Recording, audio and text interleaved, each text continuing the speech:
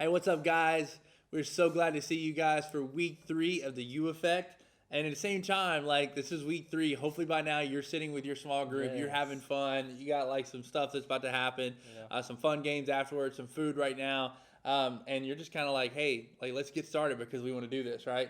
So, we've been in this series called the U Effect. And if you've really been, like, tuning in, if you haven't been able to make it, it's completely okay. The big thing we're talking about is the effect you have on the people around you. Because the truth is, every single one of us have the effects on the people around us, and the people around us have an effect on us.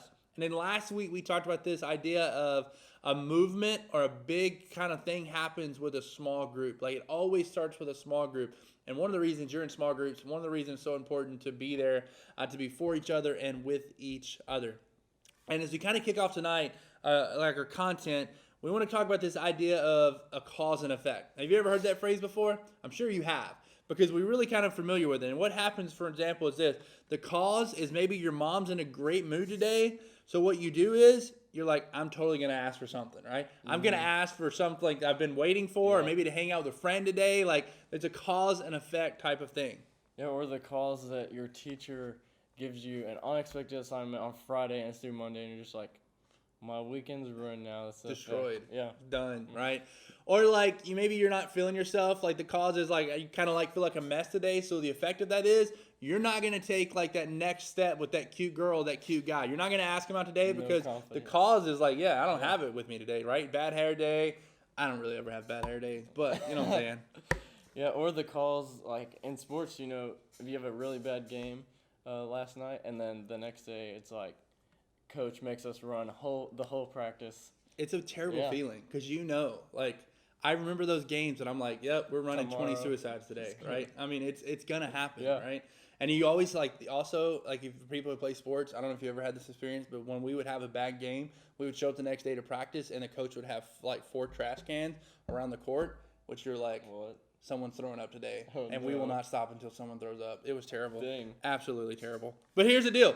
You guys get the idea, like cause and effect. You get the idea. And here's the funny thing, if I'm going to be honest about myself, is that we all have those types of things when the effect is great.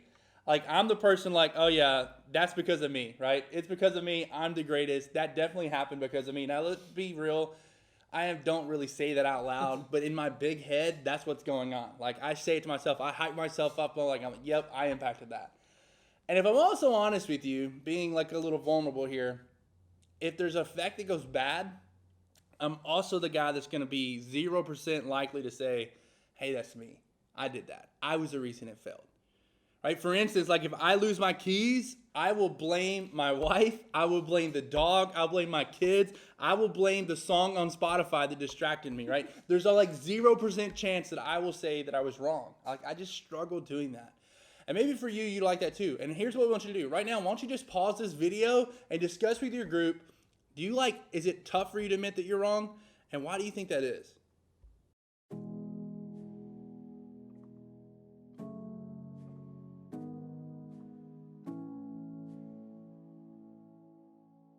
Right. See, it's not easy for any of us. And the truth is, and sometimes in life, we all mess up, we all slip up, we all make mistakes, we drift away from what we know we're supposed to do.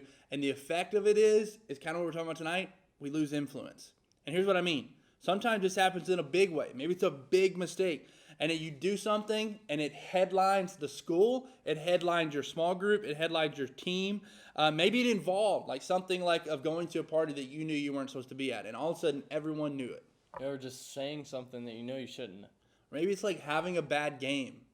Or just, doing something really stupid and everyone finds out about it. Whatever we did was the cause, and the effect is the people that look up to us take a step back. They don't want to look up to us anymore, or they turn down the volume if they're listening to us, or, the adults that are you're close to, they give you the disappointed look we all know. Or, even the people that are normally quick to hang out with us, they're suddenly like always busy. Yeah. And sometimes this happens in like a few small choices. It doesn't happen all the time, just in one huge decision. It's a series of small decisions, a series of small changes that happens in your friend group, and one thing turns into another, and then all of a sudden you're a different person, and we're totally seeming like we're another person. Yeah, and how we treat people hasn't can increase or decrease the effect that we have on others. in our life. Over time, if those interactions are negative, people are going to stop trusting us or wanting us to even be around. And, as a result, we lose our positive impact on people over time. And before we even realize it, it's like our relationships are changed, and, we end up feeling like we just don't have any influence and we can't get back what we lost. Yeah, and here's the thing with it. When we lose influence, it happens to all of us because none of us are perfect. We all make decisions that we go, man, I really wish I wouldn't have done that. And it creates distance between us and the people around us.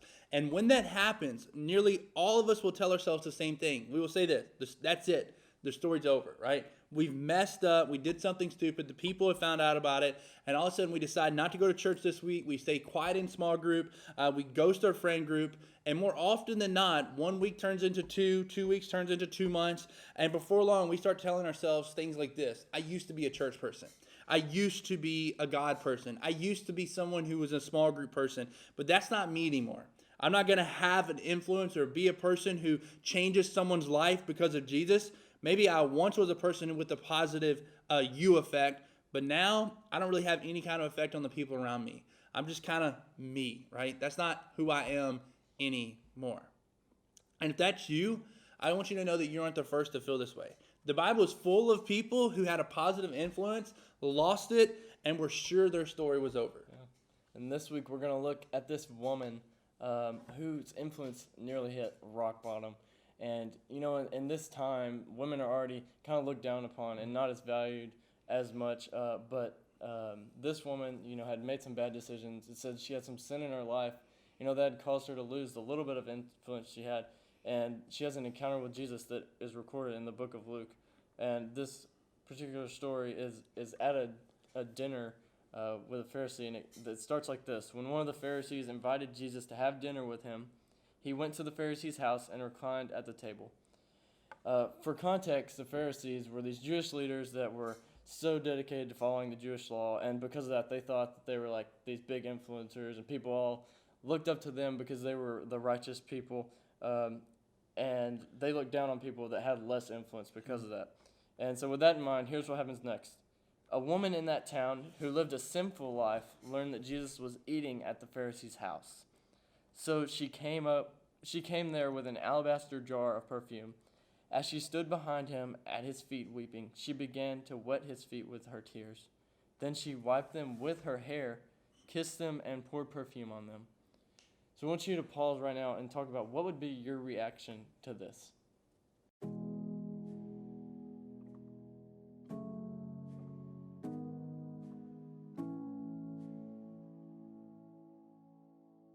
Yes, I'm sure you're like Braden and I. That would be a little bit different. It'd be a little awkward of a situation.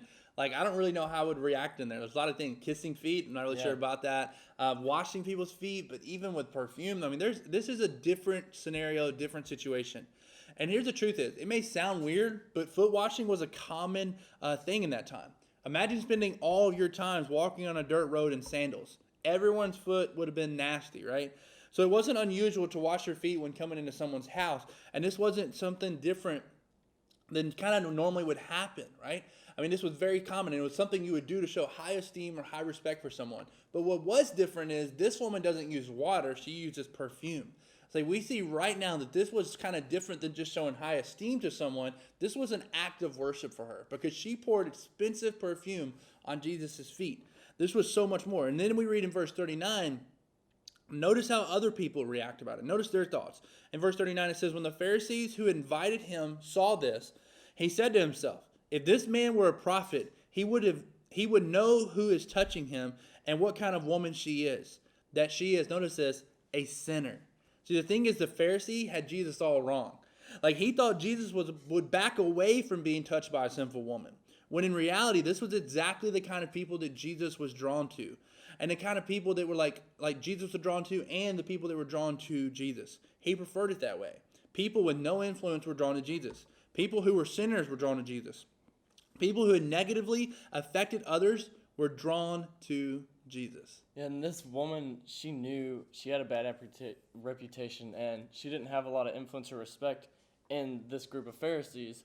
And that's what exactly drove her to the feet of Jesus. Just seeing her own inadequacy led her to appreciate Jesus and to worship him. She didn't have to hide from him because she didn't measure up. She knew that she could go to Jesus and worship him. And the story goes on like this in verse 41. Then he turned toward the woman and said to Simon, "Do you see this woman? I came into your house. You did not give me any water for my feet, but she wet my feet with her tears and wiped them with her hair. You did not give me a kiss, but this woman, from the time I entered, has not stopped kissing my feet. You did not put oil on my head, but she has poured perfume on my feet. Therefore I tell you, her many sins have been forgiven, as her great love has shown. But whoever has been forgiven little loves little." Then Jesus said to her, "Your sins are forgiven." It's so powerful. Because Simon looked at this woman and probably saw her as nothing. But yet Jesus looked at her and saw something completely different. He saw potential and purpose and a positive effect for her future. This woman was probably someone with a massive past. But this is an act of worship where she lays it all down at the feet of Jesus. And Jesus doesn't rebuke her. He doesn't push her away. He brings her in because he sees the future. He sees the love that he has for her. He sees the sacrifice that he paid for her. See, up until this point, the cause and effect of this woman's life would look like this. The cause, that she was a sinner. The effect, people looked down on her and thought negatively about her. But with Jesus, the cause and effect changes too. Jesus loved her, and because of that, the effect is that Jesus forgave her and gave her a new start. So no matter what you've done or how bad of a person you think you are or how people might see you because of what you've done, you're still loved by Jesus. And you're free to love him back just like this woman. You don't need to get it all together and get right first. Jesus will love you where you're at. Exactly. And in fact, what I love about this story is not only did Jesus completely forgive her, not only does she come with the past and she lays down her old lifestyle right in the feet of Jesus, and he completely changes her life, but this woman leaves this encounter with Jesus not only being forgiven and loved, but she also leaves with more influence than she came in with. And that's kind of a cool thing, because a lot of times we mess up, we think, hey, my story's over. But really, when we lay it at the feet of Jesus, we may end up gaining more influence than we ever thought. There's no way that this woman did it to be an influencer or to have social media followers or anything like this. This was truly an act of worship for her. And there's no way she thought that thousands of years right now on Instagram, on YouTube, we would be telling you this story, talking about her decision to follow Jesus. See, her you effect gained massive momentum after she did this. And maybe for you, it's to take a step toward Jesus. Maybe you're feeling that way. She took a step toward Jesus, and her story was redeemed through Jesus. Her lost influence, lost reputation, and lost standing weren't lost forever. And think of it this way. Here's what we want you to hear tonight. Is because of Jesus, we can change the effect we have on others. Just like this woman in the story, our mistakes don't have to erase the potential for a positive effect. Jesus has always been about the new starts and the do-overs. And I'm pretty thankful for that. Yeah.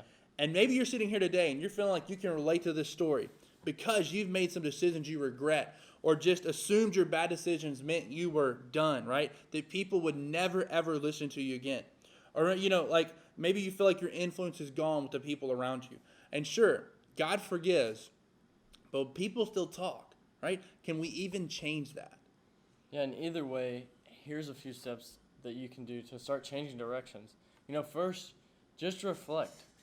Ask yourself, what small steps or big decisions are leading me to having a negative effect on others? Is it how I speak to others? Am I too harsh or sarcastic? Or maybe you're out with groups you're not supposed to be with, maybe getting drunk or at parties, or doing these things that are reckless and not good. Maybe you're lying to people that are close to you, or you're pretending just to be someone you're not. Whatever it is, take some time for yourself to just think about, what is it that's causing me to lose my effect on others? Exactly. Reflect. Ask God to show you what areas it is that may be causing this. And then the second thing is this: confess it. Right? If there's a choice that you have led to a negative effect on others, or there's a choice that you have made that you know that you shouldn't have, invite God into the situation. I would say this way: invite God into your mess. Just like this woman at the dinner party, she approached Jesus no matter what other people thought. She was quick to run to his feet. She was quick to to interrupt the dinner party that she was not invited to. And here's the cool thing: Jesus wasn't surprised. He was quick to forgive, and he accepts us just as we are. He sees exactly who we are, people who were made in his image with incredible potential. And here's the other thing. You may want to talk to someone. You may want to talk to a caring adult about the past decisions that you've made, or even maybe the decisions you're making right now. And that's completely okay. One of the things we do small groups for is to have an adult, a leader that shows up every single week that you can talk to, that can help point you to Jesus, that can help you rebuild trust with the people that are around you, and just give you some next steps to take. Can I tell you, this has been huge in my life, and I'm so thankful for the people that continue to speak in my life even as an adult. And maybe you need to identify that specific step, whatever it is. Talk to an adult, run to the feet of Jesus, but maybe identify a specific step to help rebuild trust with the people around you.